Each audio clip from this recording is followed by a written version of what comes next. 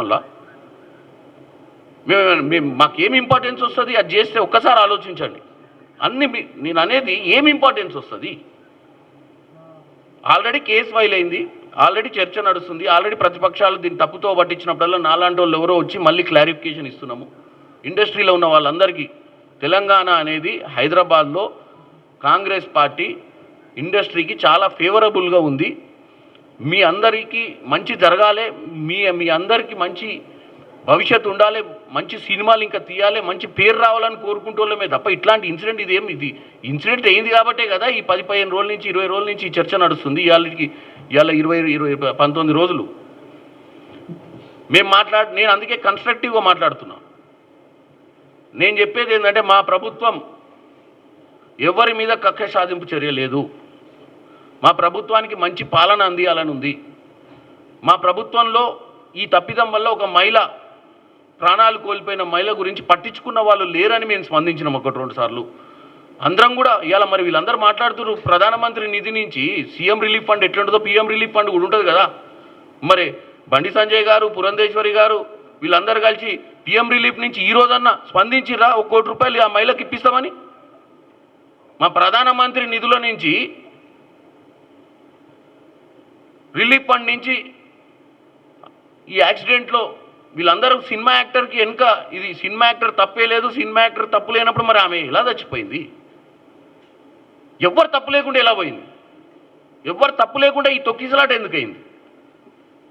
మరి మీరు బాధ్యత గల్లోళ్ళు, మీరు బీజేపీ పార్టీ ఇలా భారతదేశంలో 3వసారి మీరు అధికారంలో ఉన్నోళ్ళు మేము ప్రధానమంత్రితో మాట్లాడి ఆ కుటుంబాన్ని ఆదుకుంటామని చెప్పే ఒక ధైర్యం కానీ, ఆ చెప్పేటువంటి మనసు కానీ, చెప్పే అటువంటి ఆలోచన కానీ మీకు ఎందుకు రాలేదు?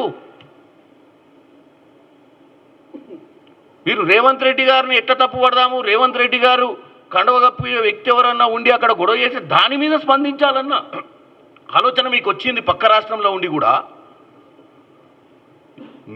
ఆమె మహిళ అధ్యక్షురాలు, మహిళ చచ్చిపోయింది, మరి ఆ మహిళకు నేను సాయం చేస్తే మా ప్రధానమంత్రికి ఉత్తరం రాస్తా అని మరి బండి సంజయ్ గారు, లక్ష్మణ్ గారు, పురంధేశ్వరి గారు, కిషన్ రెడ్డి గారు, అశ్ని వైష్ణవ్ గారు ఎంతమంది స్పందించారండి బీజేపీ నుంచి? మరి వాళ్ళకి లేదా బాధ్యత? ఓన్లీ రాజకీయమే చేద్దామా చెప్పండి? నేను ఒక్కటే చెప్తున్నా, మా ప్రభుత్వం ఎవ్వరి మీద కక్ష సాధింపు లేదు. మా ప్రభుత్వం దిల్ రాజు గారు లాంటి వ్యక్తిని, తెలంగాణ వ్యక్తిని ఈరోజు ఫిలిం డెవలప్మెంట్ కార్పొరేషన్ చేసి మీ సమస్యలన్నీ పరిష్కార దిశగా ముందుకు పోతుర్రు.